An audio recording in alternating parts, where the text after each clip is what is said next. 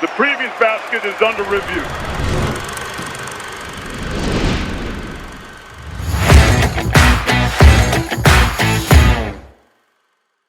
Welcome, everyone, to the second episode of the artist formerly known as the Isaac Trotter Show here on Basket Under Review. It is now the as yet unnamed second podcast under the umbrella of Trilly Donovan's Basket Under Review basketball media empire. I am Jim Root, who is on episode 1. I am not the permanent co-host. We'll figure out what's happening there, but I'm joined by hopefully a familiar voice for you Basket Under Review fans, Will Warren, who just completed a wonderful debut on the Basket Under Review flagship pod, the Burp, as we like to call it. Will, you ready to talk a little more hoops? We're putting you on double duty this week. Absolutely, man. I love talking hoops. Glad to be here. The Unnamed pod is, it would be very funny if we just carried that the whole way. The Unnamed basketball podcast. It would be like Washington football team. Exactly. Something generic. People would remember it. And I think that, or even just if we went with formerly known as the Isaac Trotter pod, I wonder if CBS chases us for that. I don't know. We'd have to find out. We'll have to hear from personnel in the know. Yeah, exactly. We'll stir the pot a little bit, and if they tell us to cease and desist, we'll probably listen. So that's what we do over here. But this episode, the heart of it is kind of the opposite of what Isaac and I did last week, dicing up the top 10 offenses, or what we thought will be the top 10 offenses in this coming college basketball season. We're going to shift to the other side of the ball here and talk defense. A few mainstays probably here in the top 10. I'm guessing Will and I will have some overlap at the very top of the rankings, maybe even some as we go further down the way Isaac and I did. But we're going to try to get into teams that we think are going to be tough to score on next year. That is the essence of defense. There's different aspects to it. So there's different ways to do it. We'll break that all down. But first, Will, I just wanted to ask you a little kind of philosophical view on this. When you're looking at these defenses and year-to-year type of carryover, is it more personnel-based for you, or is it coach-based? And I've talked to Ken Palm and Bart Torvik about this with their systems and how they try to project it from year to year. What are the most important facets for you, and what were you looking for as you put together your top 10 here? I would say I lean a little more coach than personnel, and I think it is really a case-by-case situation. An actually really good example of this would be any team that Eric Musselman coaches. Like in my head, I'm going to believe that, okay, Eric Musselman's probably going to have a better, impact defensively than offensively, whatever school he is at 2 to 4 years from now, we will see. Or like in the case of Rick Barnes or whoever, or, so on and so forth. But by the same token, I don't believe that it's just X's and O's. Like, we have the old adage, Jimmy's and Joe's versus X's and O's. And I've long estimated that like overall performance is probably 65% talent, 35%, coaching system, whatever you may want to go with it at the college level. And that really, that honestly varies year by year, especially in our landscape. But I think looking through my rankings, I generally lean more coach because some of the teams we're going to touch on do have real personnel questions. Everybody this year does, I think. Almost everyone. Everybody. Everybody's got like a flaw, which is cool. I think we've done a couple of years without there being like number one or number two having an extremely obvious flaw. So I'm thinking it's probably going to be even more coaching based this year. Yeah, and I've had a tough time with it, both overall ranking and with defense. Like when it was more continuity based in college basketball, you could kind of get a sense for the infrastructure carrying things over. And, you've got guys that have learned the system for the last 2 years coming up. They know the rotations, the terminology. And now you have so many more teams completely turn over the rotation. Do you think that impacts more defensively or offensively? Just that turnover and familiarity with the way the players are interacting with the coach, with each other. I'm curious if you have a lean between offense or defense there. I actually think it impacts offense here more. And just to the point that earlier in the season, consistently offense is down, compared to what it usually is, 3-4 months later on. I think of that as, defense is, not to narrow it down too fine, but defense is at least somewhat effort based. If you're willing to like put in the work and like go out there and do your job, you're going to be fine, generally speaking.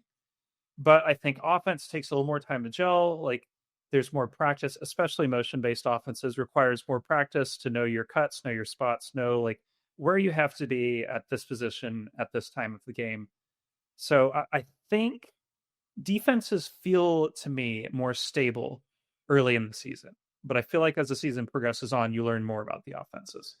Yeah, and that's it, from just an efficiency chart standpoint. You do see that rise as the course of the season goes. So I think that's probably good evidence for your viewpoint there that offenses start to figure it out, defenses get a little bit more solved, and of course teams play more even competition. There isn't like inferior offenses getting crushed by trying to score against Big 12 defenses. So that does shift out of the scheme there. But yeah, okay. Before we hit your number one, that's what we're going to lead it off of. Isaac had a couple tenets he was looking for teams that he wanted to put in his top 10 offenses. Were there any aspects that you kind of gravitate more towards, whether it's a team that forces turnovers, or you just really love positional size, or you want teams that change defenses? Was there any aspect or two or three that you really focused on the most? There's a wide array of things I could pinpoint. I would echo what you said and presumably what Isaac would have said as well. One thing I generally look for in elite defenses is can you solve all three position groups? Do you have a plus guard defender? Do you have a plus wing defender? Do you have a plus rim protector? If you have all three, you're probably going to be pretty damn good. Like I think of, obviously, because I live here, I think of Tennessee last year. You had Zakai Ziegler at point, Yep. Meshack guarding wings, Akpara protecting the rim. That was a really hard trio to beat, like no matter how good your offense was. And we have the old adage of like, good offense beats good defense on the average day, which is, I would say, largely true. But if you have all of these solutions to potential problems, at those three key areas, it becomes that much harder to find the solution to, how do we score on this? Yeah, I think of that Tennessee defense too. I think all through last preseason, I was like, there's a chance to have a top 3 guard defender, top 3 wing defender, top 3 big man defender in the sport. And lo and behold, they have a top 3 defense. Not really surprising the way Barnes has been, but I do think that leads us into our discussion. I think Tennessee and one other team will probably be firmly entrenched atop our rankings, but I'm curious, Mr. Warren, which team you went with number one. Was it the Volunteers of Tennessee, your local squad, or was it a different team atop the ranks? All right, so you know how you guys ranked Anthony Robinson a little low because you wanted to have you didn't want to show the Mizzou bias. Of course, yes. Tennessee's not number one. It is the Houston Cougars. I think that this is almost like the free space on the bingo card for like writing on a 25-26 projection system of like, yeah, of course Houston's gonna have the best defense. And it's just like, I think it's an automatic assumption that they're every single year, regardless of personnel, just because of the way like Kelvin's style works and how they've hammered it in and really just how tough they play. I know that's not really like toughness is not really a measurable, stat, but you watch any Houston game and you can kind of feel the bruising through the screen. You can feel the ice bath the day after. And it's just like a good automatic assumption. They'll be at least in the mix for the top 3 or 5 every year. Last 5 years, 9th, 8th, 5th, 2nd, 1st. You can't rank 0th as far as I know, or 0.7. So we're going to assume that if, this is a Kelvin team and they keep progressing upward, they would just be number 1 again. And for me, it's like you bring back JoJo Tugler, who I think of as a very serious defensive player of the year candidate. Just a total freak human build. Like, I don't know how humans are built like that with the plus, I think they measured it at plus 11-inch wingspan, which does not sound real at all. No. It's one of the most absurd things I've ever heard. But like, you get him back, Uzan and Sharp, and Sharp honestly has become a really underrated defender. I don't hear many people talk about like how good of a wing stopper he is. He's really good at helping in gaps. He closes his man down well, and I think that's like an experience thing too, where he's bought in. He knows his role. He knows what he's there to do. And I do think it's just like you don't play for Kelvin unless you're willing to give it all on defense and set your offense up for success the other way. I do have concerns, but I want to hear your thoughts, like on the positive side. Yeah, I mean, you talked about the wing, point guard, big man triumvirate, and Houston's got it. I think Uzan's a great on-ball defender with a ton of length. Sharp, I'm totally with you. Every time I watch them, I'm like, oh, he's a better defender than you think, because he looks like a little doughy, and you don't think he's going to be as adept at staying in front of the ball. He's also figured out how to just play really handsy, and I know that's like kind of a Houston tenet too, but I think he knows how to do it really well. And then Tugler. I mean, the biggest gripe you have with him is that he played 22 minutes a game because he fouled a lot. But his foul rate was down almost 2 fouls per 40 from his freshman year. I think he continues to get a little bit better than at that. And maybe some of the cheap illegal screen type stuff for over the back, he just figures that out a little bit better. Yes, there are concerns, but I mean, I look at the freshmen they're bringing in that are very likely to play, and Cenac adds big time rim protection. Harwell is a big, strong wing who he's like a year off a knee injury, so I'm expecting his explosion to be totally fine. And Kingston Fleming's, I think his drawback as a guard is he's not a great shooter, but he is a hyper competitive player, good ball handler, good setup guy. And I just kind of always go back to, if you commit to Kelvin Sampson, you know where you're going. Like, you're not going there for a payday. You're going there because you've watched this team play and you're willing to embrace that challenge, the practice intensity that they have, and what you have to do defensively to get on the court. So I think the personnel really works. And my favorite stat for Houston, well, before I kick it back to you to see what you think and what your concerns are, is that in the last last 7 years, Houston's been top 15 in 3-point percentage defense, which I think traditionally is viewed as a variance number and something that you can't really control. I think Ken Pomeroy wrote something about that on his blog back in the day. But Houston's clearly found a way to do that with the personnel they bring in, the way they close out, the way they just make you uncomfortable. You're always worried there's a guy lurking behind you somewhere. So they make it really, really tough on you to knock down shots. And that's been consistent year after year after year. So being able to carry that forward, I think, really establishes a nice floor. And I put them number one as well. But what are the concerns on your end? Well, just to back up your 3-point defense aspect, I think the theory there is like, they're just so, like, the arms are so damn long. Like, I'm trying to recall the exact number. I remember Arsenault was plus 7-inch wingspan. Javier Francis was plus 9. Tugler was like plus 10.5. Uzan is plus 6, I think. It's just like, I compared it to, like, Kansas had Hunter Dickinson, who was 7'1", but his wingspan came out to about 7'2". So, like, the effective height is so much greater than the average height. And I think it just shocks you if you're not used to it. But the concerns I have... I've seen people say they have an undersized front court because they have a 6'7". Oh my God. It's like, stop it. I see it. That's not true. No, well, it's not true. And it just requires like 10 seconds to research or just watching the game. I don't know. But the concerns I've got, like, it is unusually freshman reliant for a Kelvin team. This is the first team ever at UH for Kelvin that will have, likely, I'm assuming here, multiple freshman starters. Never happened before, so we don't really have any data on what that's like. The last time they had 3 underclassmen starting, which is potentially going to happen, that was their last non-top 10 finish in defense. Still, I think this group is quite a bit better and more defense committed than that was. And the other one, and it's just like a tangential stat thing, we haven't had a team finish number one back-to-back seasons in Ken Pom defense since 2013 Louisville. It's been a while. Now, I think if anybody can do it, it's these guys. History is against them, but I think that, like, they have the possibility and, the most likely odds of bringing it home. Yeah, I think of it as, if they're not a favorite to be the number one defense, but the percentage outcome, they would be the highest for people sitting at home. Like, if it's 15%, that's still the highest compared to whatever the field is. Yeah. But number 2, I think, is going to be in the mix here, Will. And this is your Volunteers. That's who I have number 2. I presume that's who you have number 2 as well. No, man, I got him 4th. I'm a hair lower, but I still think, top 5 is ever. Okay. I had them 5th in my initial grouping. And then as I went through more like bulleted data points, I ended up ticking them upwards. They do have that rim protector back from last year in Felix Okpara, who you mentioned.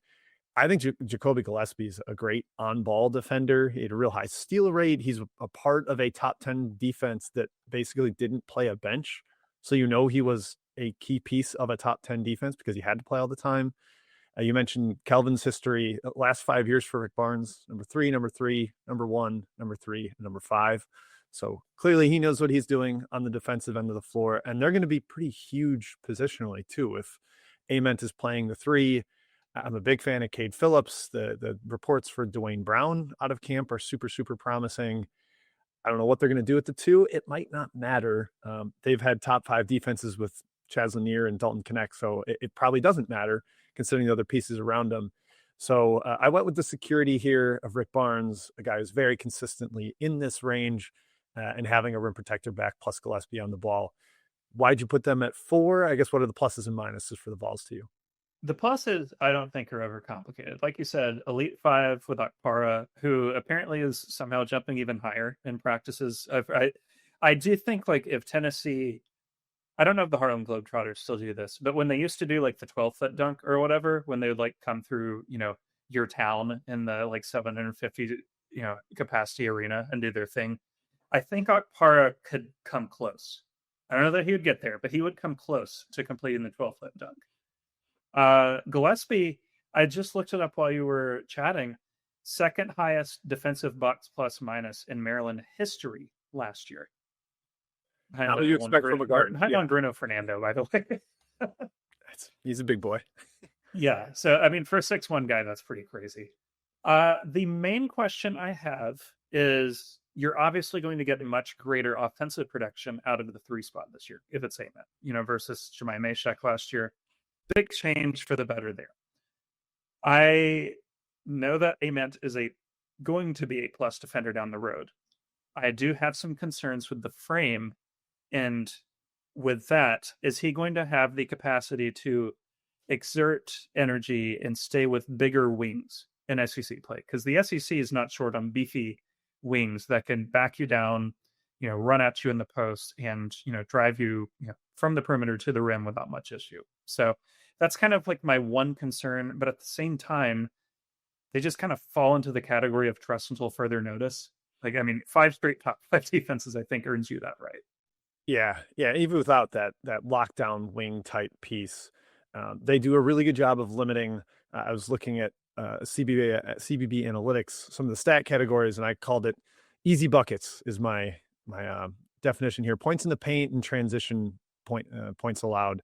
Obviously, some points in the paint will be transition points, but number 1 and number 2 last year and lowest allowed per game were Houston and Tennessee. And there's some tempo stuff in there as well that, it's a raw per game number, but both of these defenses are great in taking away transition, taking away the paint, and that it's just going to make it hard for you every night. You're going to have to hit jump shots to loosen them up. And so I think both these two are pretty high floor defensively, and that's why I went 1-2.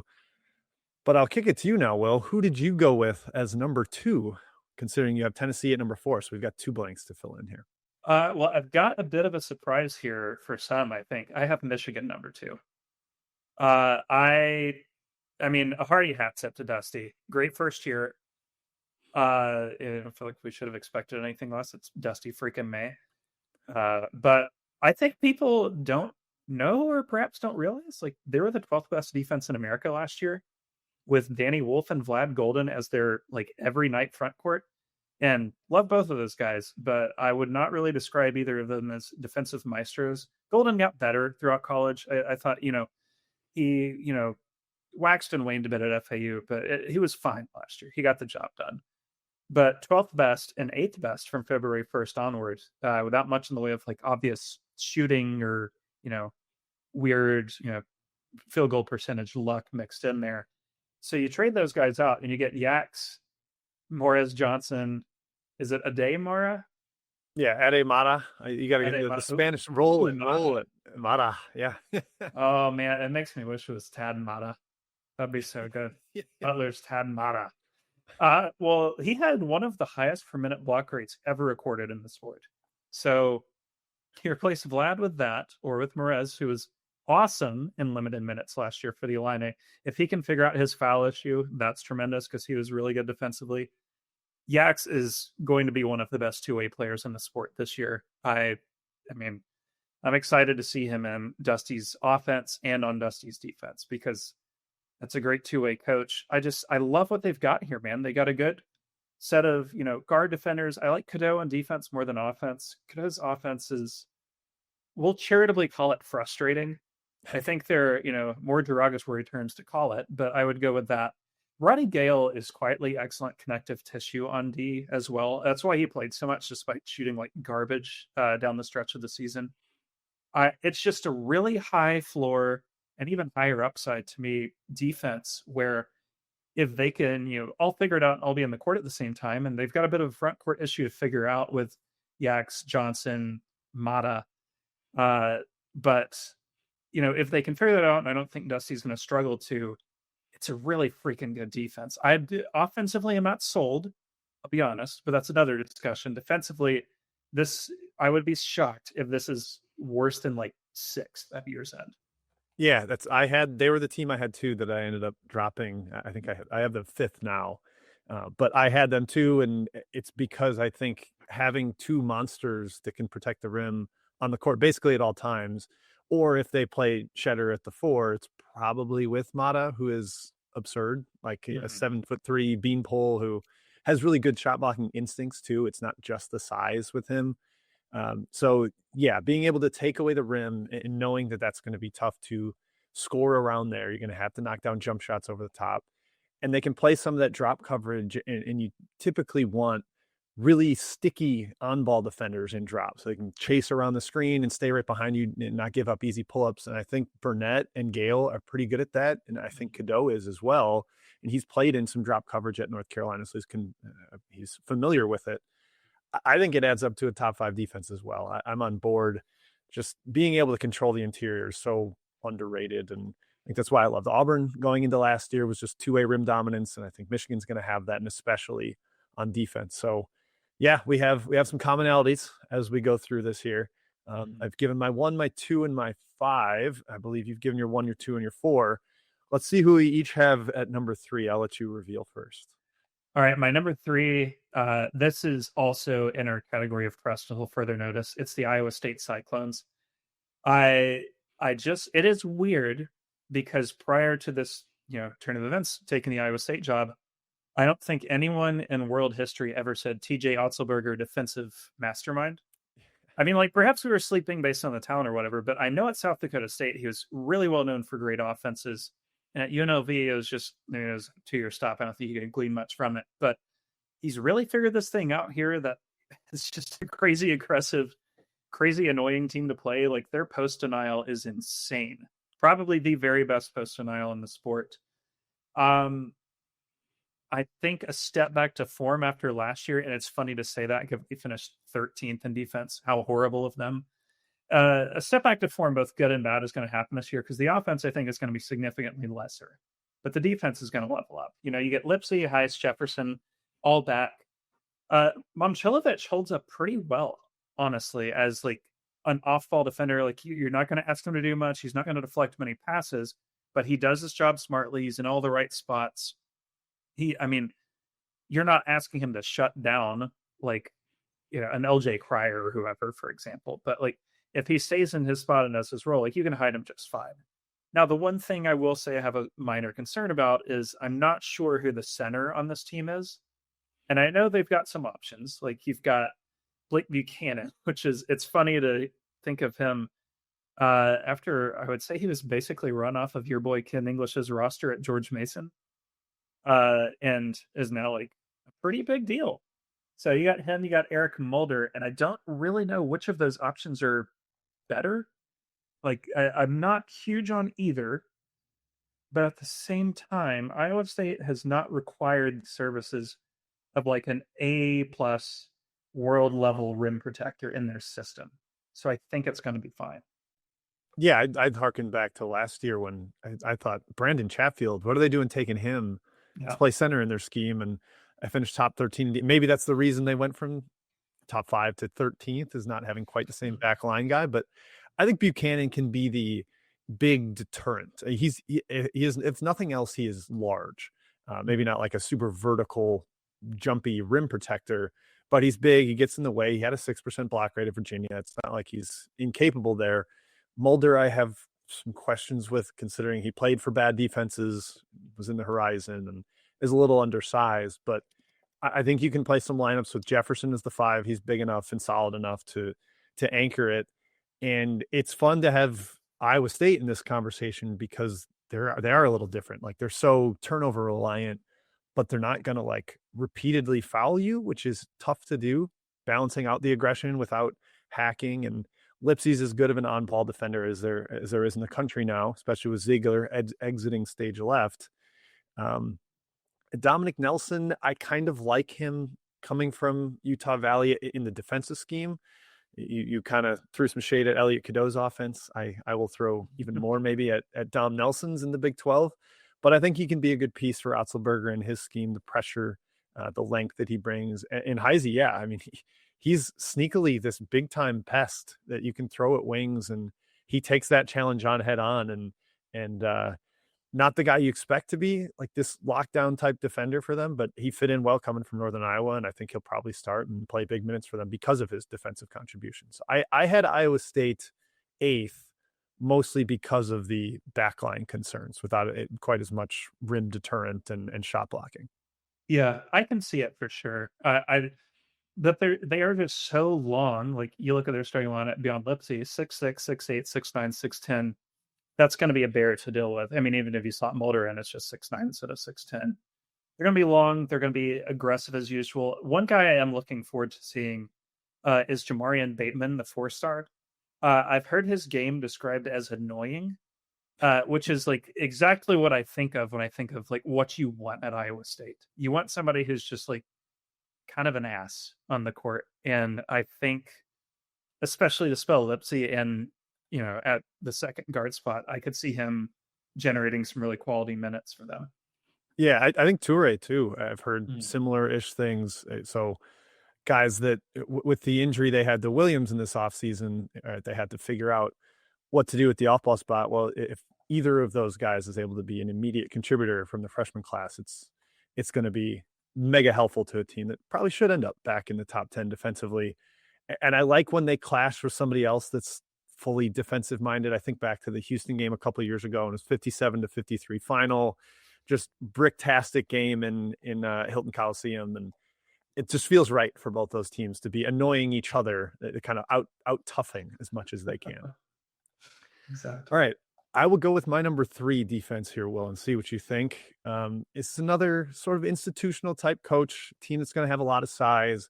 And based on the rotations I expect them to play, I think Michigan State is going to be a top 10 defense again. I've got the number 3. They do lose a couple key defensive pieces, and they're not as deep, which I will start with that as the main concern. Where last year, I think they could kind of rotate through an army of options, both up front and on the perimeter. And I'm not sure they have that this year, but I think Fears is outstanding on the ball, like maybe an heir apparent to Lipsey as the best on-ball guy in the country. You've got size. I assume Kohler and Cooper will start together, both of whom are pretty stout, long. Cooper's more long than Kohler is, but Kohler's very sturdy. And then I think they're going to play a lot of Carr at the 3. And I buy him as a big-time defender. The athleticism really plays up on that end. It's going to be a little ugly offensively. I think they're going to have to live on the offensive glass. But on defense, I think there's enough to cover for Trey Ford at the 2 and have that kind of 1-3-5 defensive pillars of Fears, Carr, and whoever's playing center for them. So I think Michigan State stays up in that echelon. What say you? I actually have them in my honorable mentions, so just off the list. I actually agree with all of what you're saying.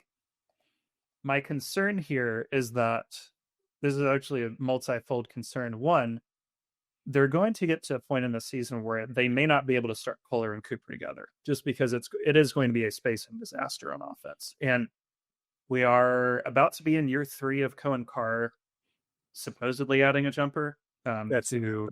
Yeah, it's in minor at best success.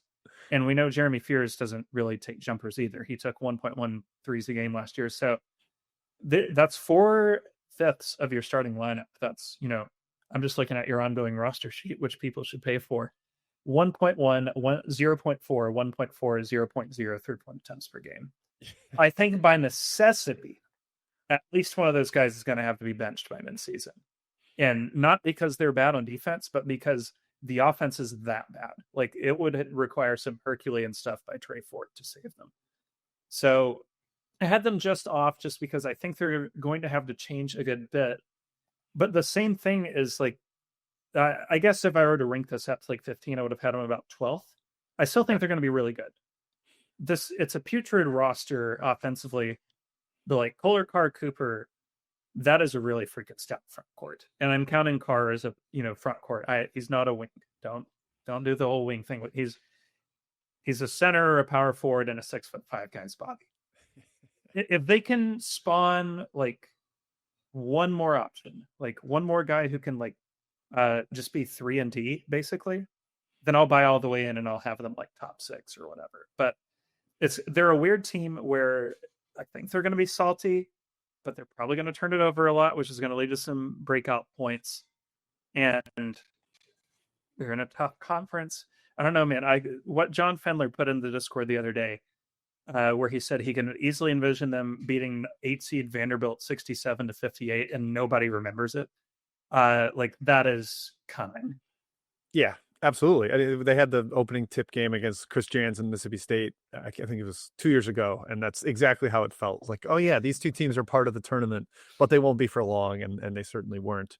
The lack of depth and options is concerning. Like, they have to find something from Cam Ward or Jordan Scott, the two freshman forwards. You kind of need McCullough to be good, the freshman big, because Wojcik was actually really, Zapala last year was really helpful for them as just another giant brute. So you're continually rotating those guys, and the depth isn't quite there this year. So that would definitely be a concern. And I'm curious. Well, this is an offensive stat, but I wrote the Michigan State preview already. When they played Carr, Kohler, and Cooper together, they had a 52% offensive rebound rate in like 130 minutes, like over 4 total games. There's a sample size of it. 52% would be the best in the country by far. If you hit 40, you're like nationally top 3. 52% is like what you would do in the 60s. Yeah. That's historic. So it would be kind of fun if Izzo just decided to try to lean all the way into that identity and set basketball back. Maybe not that fun to watch, but fun statistically to look at the anomalies of it. Okay, so you had Michigan State outside the top 10. Honorable mention. I had them 3rd. We actually do have some differing opinions. This is good for the people to hear.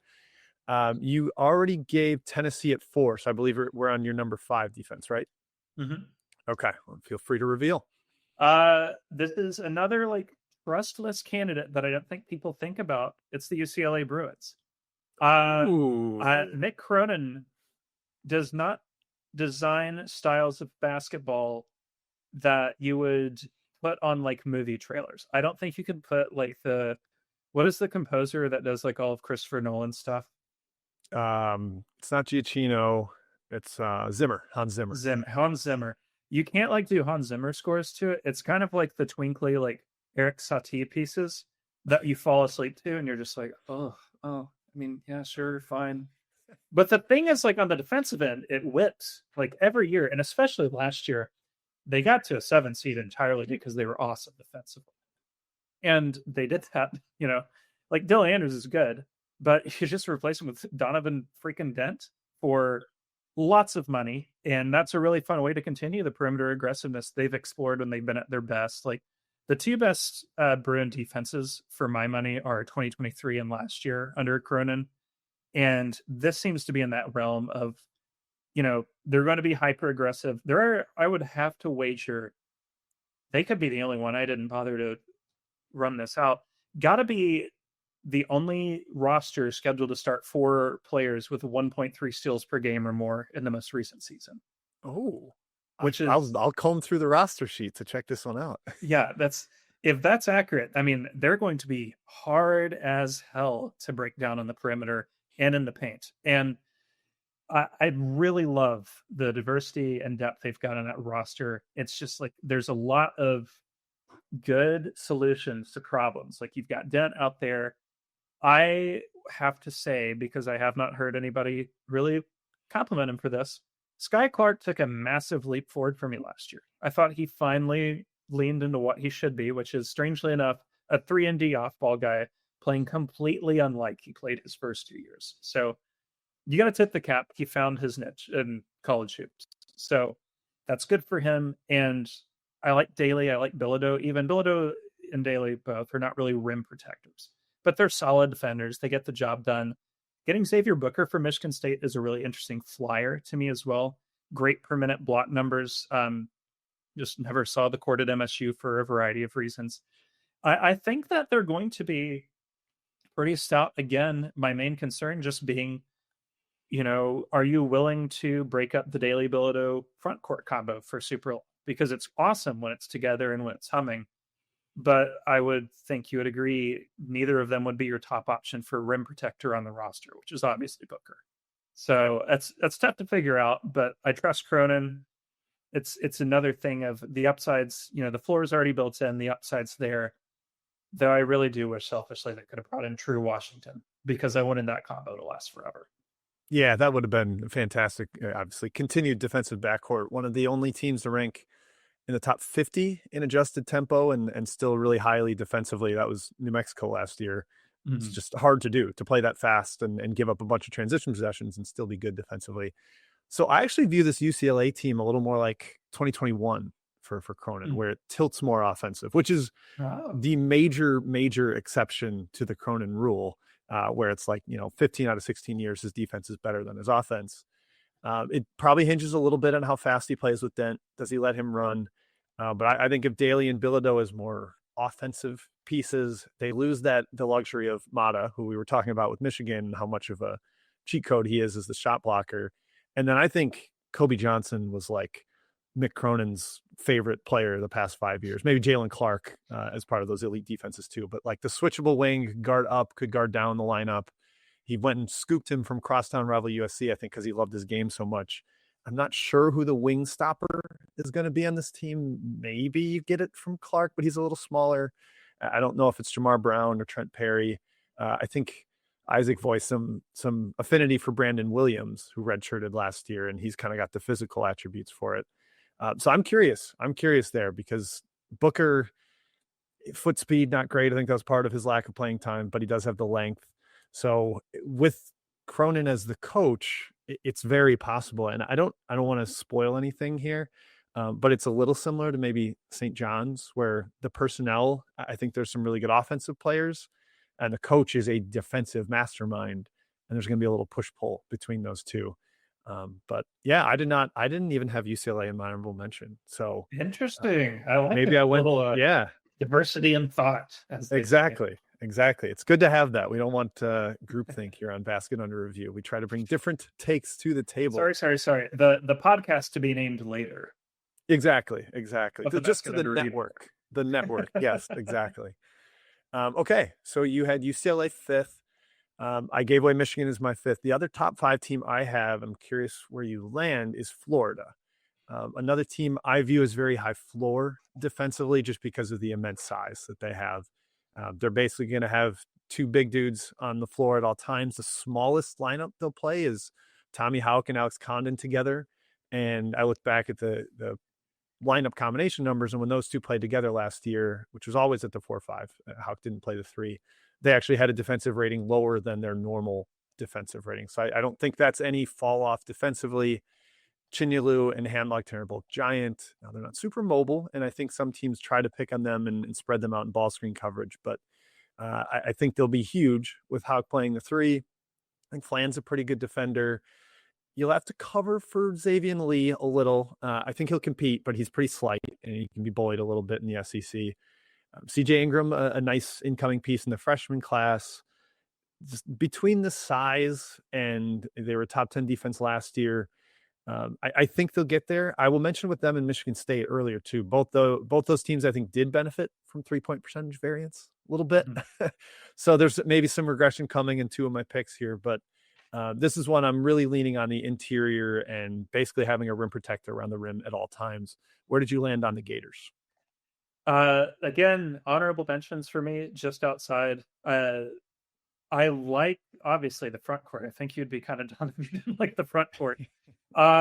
It's the weird overstacked front court in college hoops, which does not happen that much anymore. Where I would safely say all of Houck, Condon, Chinyalu, and Hamlockton would start for what, 90% of Power 5 teams, less, more, something like that. Something a like lot that. Like Hamilton is probably going to be first or second off the bench this year, and I know that he would start at several SEC schools immediately, and it would not be a second thought. So I'd take him at Mizzou immediately, Will, instead of Sean Phillips. There's a few teams that could use him, to say the least. I do have some depth concerns. The like quality of this roster falls a little bit for me after CJ Ingram, where I can see the upside of a Klabsar, but in his limited minutes last year is kind of a disaster on the defensive end. And I think you can scale that up to being like learning the system kind of in real time. So I'm a little sympathetic to that. But it kind of seems like he was all 3 no D almost. Isaiah Brown, a little bit of the same thing, just kind of inexperienced. But my real concern is in 2 areas with them. I would still have them like top 15. I guess I'm not that concerned. But I am in the UCLA fold with them, where I think their offense is going to be better. I don't like Lee at all as a defender. He can be a bit of a turnstile out there. Fland is excellent. I think is really going to show that this year. But the more I've been looking at their lineup, I'm in a bit of have to see it to believe it mode with the thought that they're going to start Condon and Chinyelu all together. That is insane to me. But it makes sense, because those are 3 of the 5 best players on the court, and arguably could be like 3 of the 4 best players. I don't really know. And it's going to be a really interesting piece, because when I look at their lineup and knowing that Lee plays a little bit smaller, I'm struggling to see who takes on wings. Like, obviously these front court guys can rotate out and get their job done and whatever. But are you going to rely a lot on CJ Ingram, for example? Are you hoping AJ Brown scales up a little bit more than I think he will? So I see that. And also, like you mentioned, some positive 3-point percentage luck last year that it's hard to repeat itself, especially because Golden's only had 1 other top 50 3-point percentage finish before.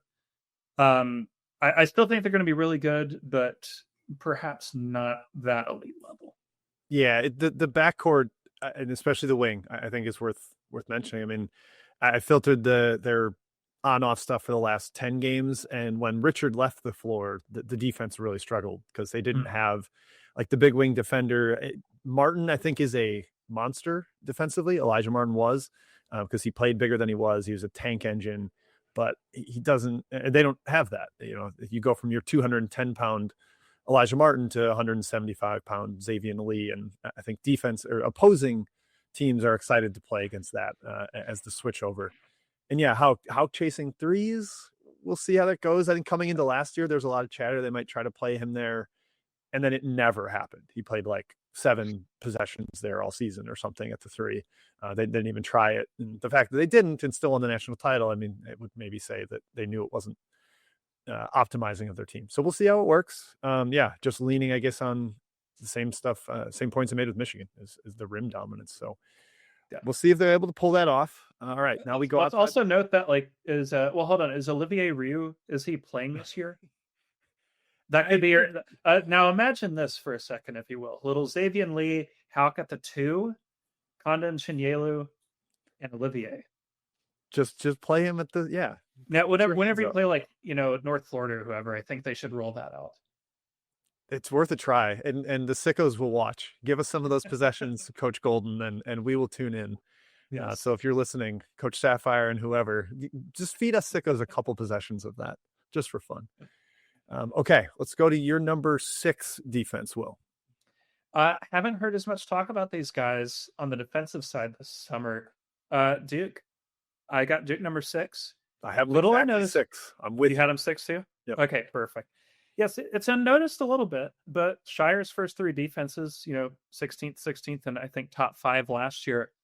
That's going to sound kind of like silly to point out because you're like, oh, it's Duke. Of course, they should be good on both sides of the ball. I don't think people know this. Coach K, just 4 top 20 defenses in his final 11 seasons as head coach. So I think it's fair to call out and praise Shire's handling of the defensive end. And that's despite every single year's severe roster turnover. So that's a sign of a really good system to me, is if you're constantly bringing in new personnel and it's like nothing really changes on the defensive end of the court, you got it immediately. So they're really good on the boards. They don't foul much. They handle the paint very well. it's a reverse Iowa State situation where I think the 5 spot's going to kick ass. Like, I don't think that's I'm not concerned about that whatsoever. But 1 through 4 all have like some boom bust potential that's really unique. So I think the Boozer twins are well known for being like pretty good on defense. Dame Sarr is supposed to be amazing defensively. So I think that they all should be good and fine, but they're freshmen. Freshmen have their moments. Every freshman, even the very best, have poor games. So and I gotta note, Isaiah Evans defensively is concerning at best and offensive at worst. Yes, offensive is a word for him. Whether you want to use it as offensive or offensive, he fits both definitions. Yeah, that's you kind of hit on a lot of the points I had. I mean, you either can switch 1 through 5 when Brown's on the floor playing center, and I think Cam Boozer can handle that, or you have a great ginormous drop 5 with Ngungba, and so yeah, those spots are pretty well solved. I'm a believer in Cam Boozer just being good at everything on a basketball court. And last year, one of their biggest strengths was being super switchable. And that's why they had such a long possession length, 362nd in the country. The teams just could not find a shot against them. They were always on the perimeter. You had to play one-on-one with some really good individual defenders. And a lot of those guys had size anyways. This year, if you're playing more Caleb Foster, that's bad because I don't think he's a real good defender. And then definitely Evans is somebody you have to fully cover for and worry about if he's on an island. But I'm with you on Sarr. I think he's outstanding. I called him a slinky in my notes. He just kind of slithers around out there. You try to screen him and he'll figure out a way around it. Even if he's not super strong yet, I think the length and the athleticism will play up. And yeah, I think that there actually is good infrastructure under Coach K. And if your 5 position is your best defensive position, you're probably starting from a really good foundation. And I agree. At Duke at 6 as well. So we're back into agreement after a slight diversion. Now we'll go into, I put a gap after number 6. They were the 6 I felt the most comfortable with. So now we'll get to 7. I did name Iowa State already, a team in my top 10. They were 8th. So I've got 7, 9, and 10 left to reveal. Are you still in the dark on 7 through 10? I've just done my top 6. Okay, then let's go to your number 7 and discuss it. I don't want to discuss this one, but for the listener at home, Will just made a face. I don't want to, but I will. It's freaking Arkansas. And I didn't want to do this because I think this Cal tenure is going to age like milk. I think last year, the Sweet 16, there's a real, and I know like March is a little roulette-y now. Not last year, but years, you know what I mean? There's like a chance that like the Sweet 16 is the best it gets. And like, sorry, you got to deal with that possibility in the year 2025 when you hire John Calipari. But the thing is, the defense, I totally see the vision on. Like the 5 is going to be awesome. They've got a ton of length. I think allowing Brazil to kind of rotate in and out of the 5 as he wishes and getting him, back to the 4 where I think he's most comfortable, generally speaking, that's going to open things up for them quite a bit. I'm looking forward to that. Carter Knox had a better year than I think people think. He was not like, I know he didn't go in the draft as people wanted him to, but like he was fine. I'm good on him. I think that the length is excellent. They've got some really good options off the bench. Nick Pringle is a sneaky good get in general. I've always been a believer in his. I think he's solid defensively. He was really nice for some of those Alabama teams. And Billy Richmond, I am looking forward to seeing more of him this year. I like him a lot. I think he's a good, value add player all around, good defender. Now, the one spot I do have some concerns with is point. They're going to hand, as I understand it, point guard duties to Acuff, which is fine. I mean, he's got a great jumper. I'm sure, he's a, 247's top 5 recruit for a reason. But I asked around, and it's generally seen as him being like the least NBA ready of the top 10 prospects, which is, in a way being like, well, he's still good, but we're not sure he's college good. So that's my concern, is that he might get played off the floor. And then you got to go back to DJ Wagner point guard minutes, which I don't think we want. But at the same time, if DJ Wagner's your point guard, you get a better defender there. So I don't know. I come to the conclusion of the talent's there, the length is there. They are going to be quite stout pretty much across the board. And you can hide a cuff if you need to. Yep, I have them in honorable mention, and they're one of the best get off the bus teams. A test we have at the Weave is this team gets off the bus, do they look intimidating? And they're top 8 guys 100% too. I mean, they're all like, even Acuff, if he's not a plus defender, he is physically built for a point guard. He's got broad shoulders, and I think kind of using and absorbing contact offensively is one of his strengths that should play over defensively as well. But then Knox and Richmond are big time bullies with broad shoulders on the wing. Got 3 guys 6'10", 6'11" that have actual power conference experience. I'm not sure I believe in Ewan as like a major rim protector of type, but if you play him next to Brazil, who's really long and kind of bouncy, or Pringle, who, yeah, I agree, he's finishing up his two-a-day SEC, and in Fayetteville, he's a solid defensive big as well. So between the size and athleticism, it's kind of easy to see, like you said, division with Arkansas. So I'm on board generally. I think I'd have them definitely top 20 defenses, top 15-ish, right around there, with my honorable mention. I just hate talking about them, man, because what's going to happen, it happens every year, it seems, with every Cal team. They're going to have like 1 to 2 embarrassing to upsetting losses in non-conference play. They always do. Yeah. And we're going to have this whole freak out of like, oh, is this the year they missed the tournament? And Calipari, is it time for him to go? And then they go like 9-2 down the stretch, and I got to look through all this crap again. And it's going to be in the ESPN polls and everything of like, oh, 97% of people have 7C Arkansas in the Sweet 16. It's like, Jesus, I can't get any value. Yeah, we're back. Yes. I can't remember. Just a quick tangent. Did you touch on Arkansas's roster build with Iman? I didn't remember, because I've always thought they have close to unlimited money with Cal and Tyson and some of the coffers that they have, and they insist on just only getting 8 SEC caliber guys and not filling out a bench. They're always like one injury away from real problems, which adds to the excitement for me, I will say. So yeah, I think they should keep building the roster this way because it makes it more fun for me.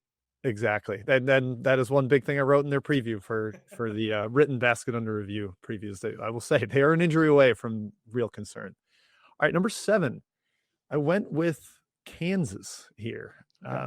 Very big positionally, maybe not as imposing as Arkansas in terms of just sheer physical strength, but I think there's a lot of length there.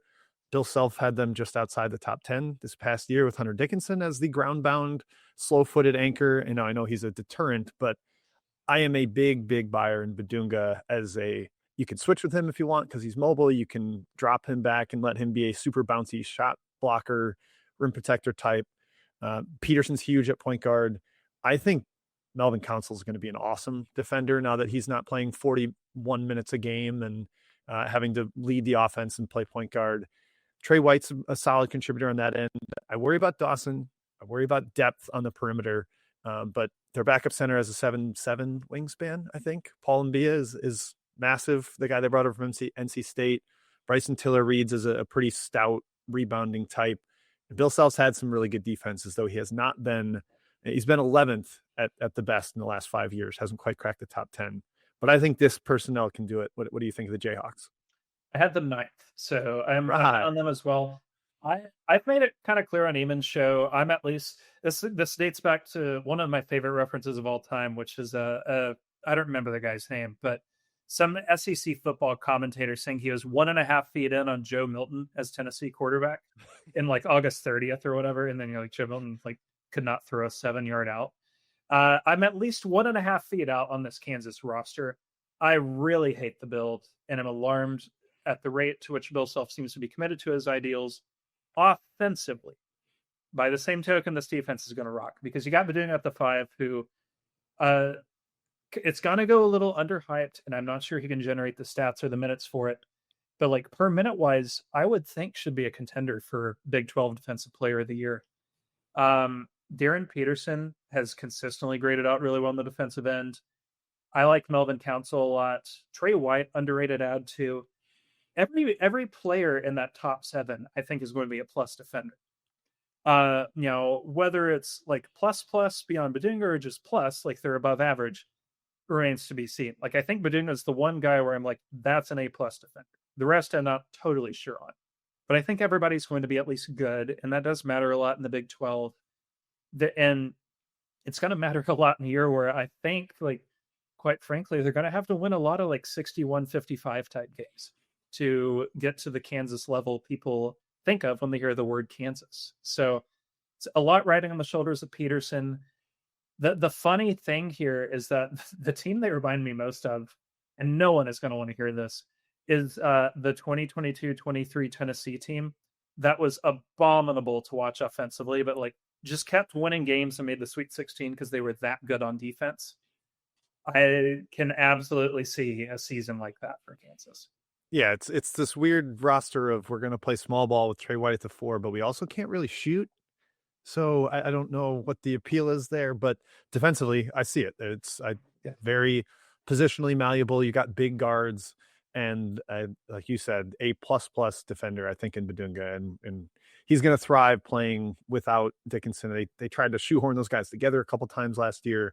I think of what was it the Duke game early in the year when Dickinson got kicked out.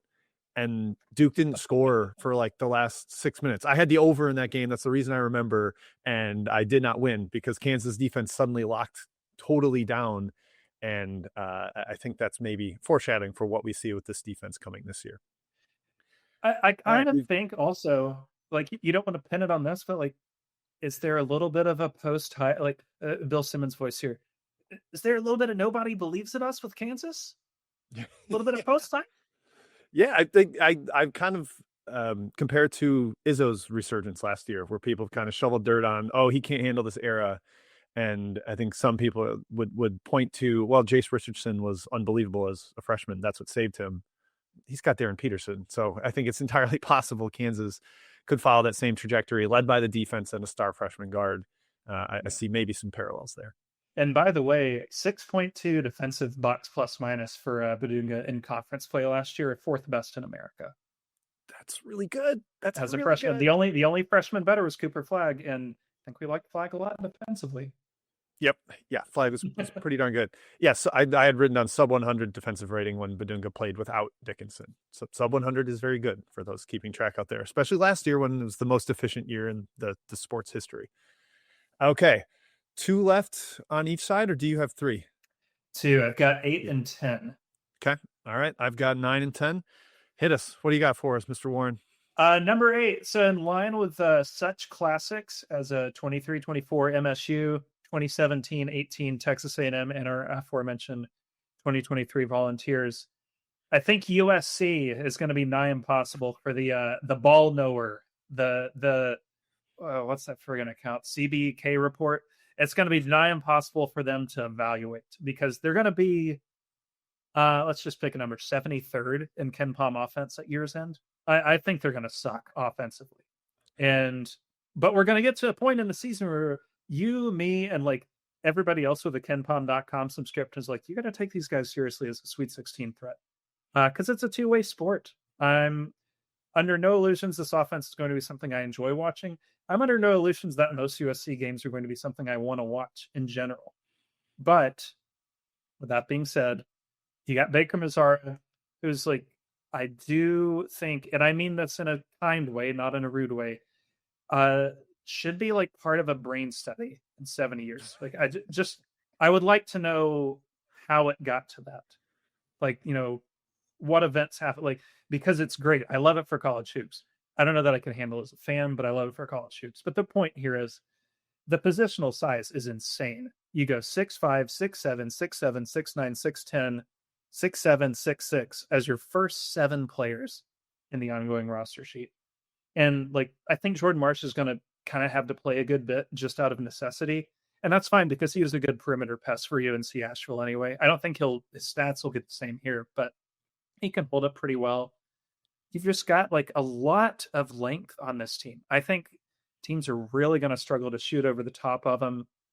I think Baker Mazzara is going to have a real strong, like, as the figurehead of this, like, will have a real case for Big Ten Defensive Player of the Year, which will be really fun for everybody who has thoughts on 25-year-olds playing college basketball. But again, like I mentioned earlier, this is also just Muss. I mean, I've got some qualms with how Muss coaches and with like how he sees the game from year to year. But like, he had 3 top 20 defenses in a row at Arkansas, despite, you know, several roster limitations. And I just can't take much from last year because they got injured so much last year at times that there were games you'd tune in and they would have a 6'6" guy at center because they just didn't have any other option. So they've gone the complete opposite way, and I think it's going to be bad for offense, but this defense I'm super high on. Yep. I ended up sliding them in at 10th. So we actually both went with the Trojans here. As you mentioned, Musselman's done it before. It's not like entirely out of the realm of possibility. He had 10th and 11th back in 2021 and 2022. Positional size was a big thing I wanted to harp on. Like Kofi, I think, was arguably the best defensive player for Virginia. A season that was kind of a mess for them. Rice and Baker Mazar were both on top 10 defenses. I don't know if Rice was the reason why Maryland was a top 10 defense, but he was at least playable for them. Marion Dickerson is just a monster defensively. I am such a huge fan, and Andy Toole came in the Discord and during his AMA and sang his praises, just his anticipation, his weak side help.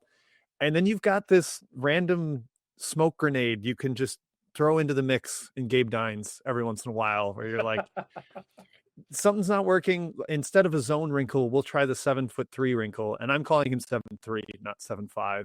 The artificial growth. Yeah. The growth that USC is giving all their players on the roster. But Dines had a through the roof defensive BPM for Evan Mia last year, even playing for Youngstown State. When he's on the court, team shot under 50% at the rim per Hoop Explorer. He's just huge, and he's not quite Mata as a shot blocker, but he is close. And I don't think he's going to hold up for a big role. He's not going to start for him, but 10 minutes a game, you can guarantee teams are going to struggle to score at the rim with the other positional size they have. I think it works. Just keep Ryan Cornish away from the court if you want a top 10 defense. Yeah, and this is a problem. I've mentioned some issues I have with Muss. One of them is that he always takes like too many players.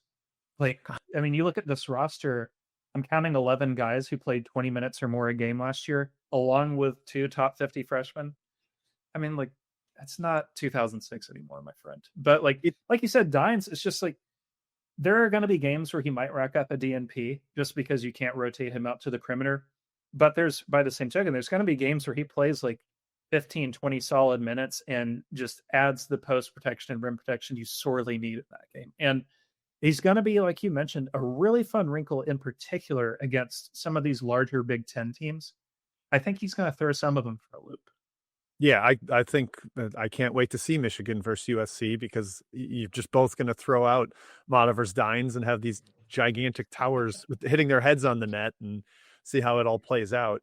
I'm pumped we both landed on USC because I think the versatility, the optionality there is with their lineups, and they're going to be huge at every spot unless Marsh is playing. So it's going to be fun with them. All right, last team here in our top 10. Then we'll do a quick honorable mention to give some hat tips to teams. Who did you go with for your final spot? So, simple theory and simple thought behind this pick that I'm not sure has been publicized much. This past year was the 14th straight season. At least one top 10 defense came from a league outside of the Power 5. You did the same thing I did. I hope. Come on, give it to me. Let's see if we both picked San Diego State. We sure did. Yeah. Okay, good. I knew, of all people, of course you should have known it. I didn't know that stat though. That was a good nugget. That is a good nugget. I will say so. Like some others I considered here, just like a brief spin through, mid-major defenses I'm expecting good things from. VCU is always in this periphery for me. I don't love their roster as much for defensive purposes this year, but Martelli's really good. I can see it. St. Mary's, obviously. I did think, despite the conference strength, about UC Irvine for a little bit at this spot. The 2-point protection is just so good every single year. And it just takes one really hot 3-point percentage year to make it work. That's a really good point. Yeah, the fact that they're so consistent, the 2-point percentage, it's kind of mind-boggling. It doesn't matter who's on the floor. I remember when they had some personnel in like the early days of 3-man weave in 2016 that were like, oh, it's just because of this guy. And then here we are a decade later, and they're still elite in that department. But yeah, San Diego State. You make the sell because I'm already on board. So the listeners got to be convinced. Well, there's just like not much to sell people on because I feel like if you're a ball knower, CBK report, you should know that they bring back Miles Bird and Magoon Gwath, one of the greatest basketball player names in human history, I would say, because there's like great names that don't fit. Like Tennessee Rainwater doesn't really fit the guy that's associated with. But Magoon Guath is just like, the polite term I would say is shit kicker. He's just like a little evil in a good way on defense. Bird is the same, and they complete like my guard wing big requirement with BJ Davis. I don't think got nearly enough love for his perimeter defense last year. The pick for me also is built on stability, which does matter more at the mid-major level than high major. You bring back 4 starters from what is admittedly barely a tournament team, but still top 50 KenPom nonetheless, and was quite good defensively. And I think at worst, they're going to go 9 deep with like good to great defenders. Now, are either of us confident they're going to score a lot? No. But that's never the point of a Brian Dutcher team. They're going to be tough as nails, and I think that they're going to overwhelm a lot of lesser offenses in Mountain West play. Yeah, because they're huge. I mean, you replace Jared Coleman-Jones, who was big, with Farrell Compton at the 4, 6'8", 245, just bully. I wish he was a better defensive rebounder, and generally that's like sort of the concern with this team because Guath is chasing blocks, and maybe that improves because he was a redshirt freshman who needed weight and probably is continually to try to add weight. But you add that length, and they get Reese Waters back, another bigger wing who's not like a lockdown guy the way Miles Bird is, but he's bigger than what they really had at that position. BJ Davis is the pest. Bird is like as disruptive of a defender as you'll find. That's what almost got him drafted or staying in the NBA draft because of his impact on that end of the floor. And yeah, the elite shot blocking, and Dutcher's been here, done it with different kind of defenses. I'm curious what they do at point, because Sean Newman, I think, is someone that people are excited about because they finally have this really big time passer, but he's turnover prone and he's small. And I don't know if he fits exactly what Dutcher wants defensively, and whether he'll be able to make that trade-off on defense to offense is not something he's always wanted to do. I think he and Cronin maybe are infamously 2 of the most stubborn, unwilling to trade off with their personnel. What was it said on their whiteboard against Alabama? We are some tough ass dudes. Is that what it said? I forgot. I'm pretty sure that, which is just like, that's what I think of every time I think of this program. Just to have to remind themselves of that. Is that a tough ass dude move to have to write it on the board? I think just like a little reminder to yourself. It's like how, you see like the defensive linemen psych themselves up with similar tactics. That's true. That's fair.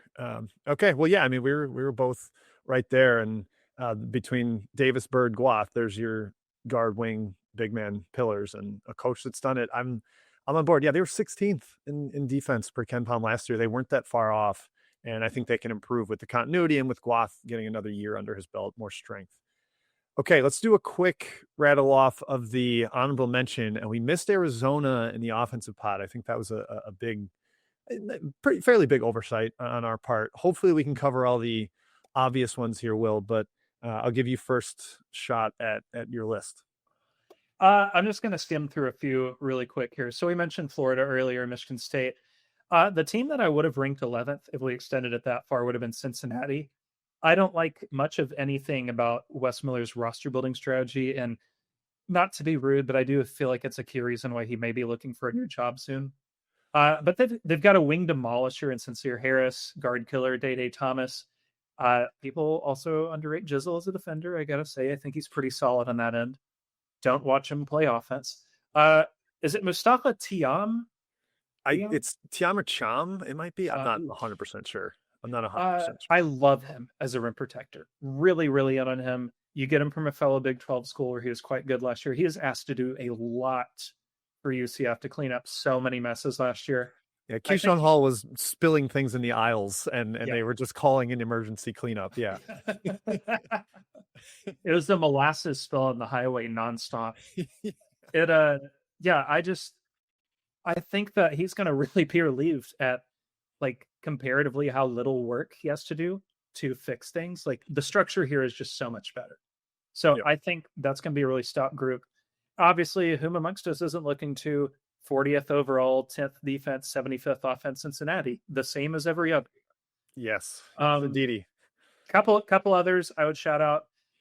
UNC, I don't love them offensively, but Vasar at center is quite good. Trimble and Ingram are really good connective tissue.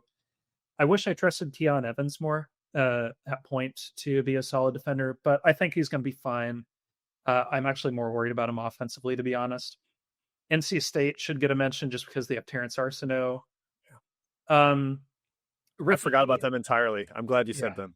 Ricky P and St. John's. I like the mix more on offense and defense, but it'd feel rude not to shout them out.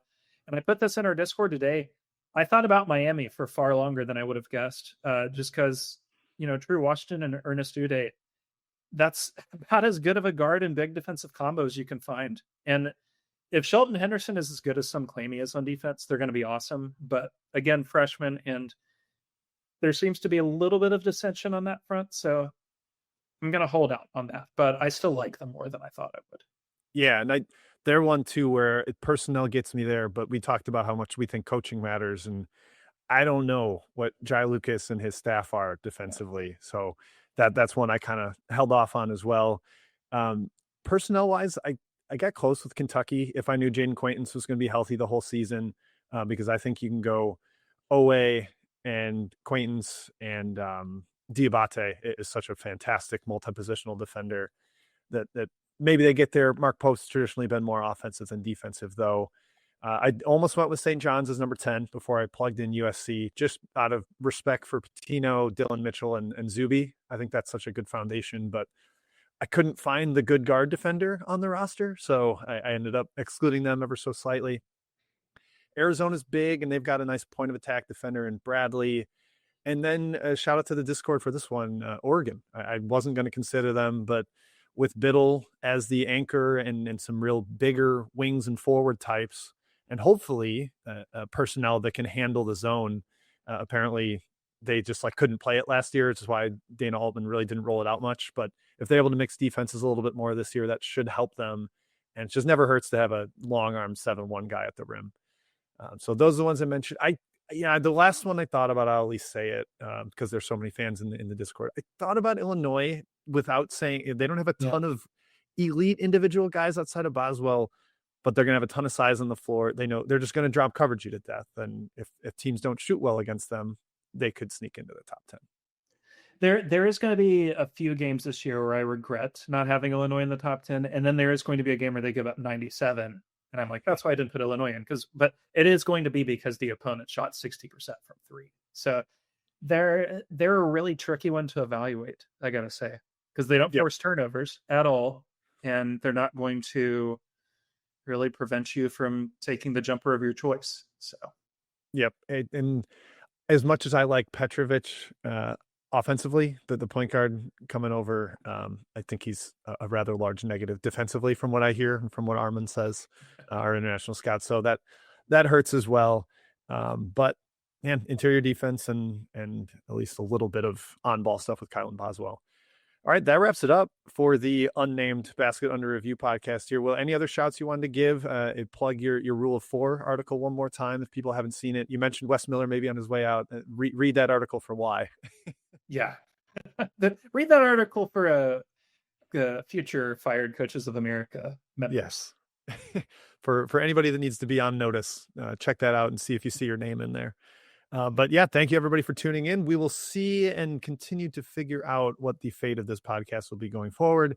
You might get a little bit more of Will and myself, maybe some guests mixed in, some guest hosts. We're going to try to figure it out, and maybe we'll pull Isaac back in for an episode every once in a while, as much as employers will allow. But we're going to try to keep He'll be reporting in from Siberia for that one, I think. Yes, exactly. And a quick shout out to Home Field. I'll probably insert something, a quick read earlier at the top, but they've been a loyal sponsor of my other show, 3-Man Weave, and we're pumped to have them here with Basket Under Review. Elite college basketball gear, college sports gear, whether it's a team you've heard of or when you haven't, they've got a great logo for it on their website. So check it out. All kinds of great gifts at Home Field. HomeFieldApparel.com is the website. Make sure you check that out. But that wraps it up for us. Thank you, everybody, for tuning in, and we'll catch you on the website, in the Discord, or back on the pod next week. Cheers.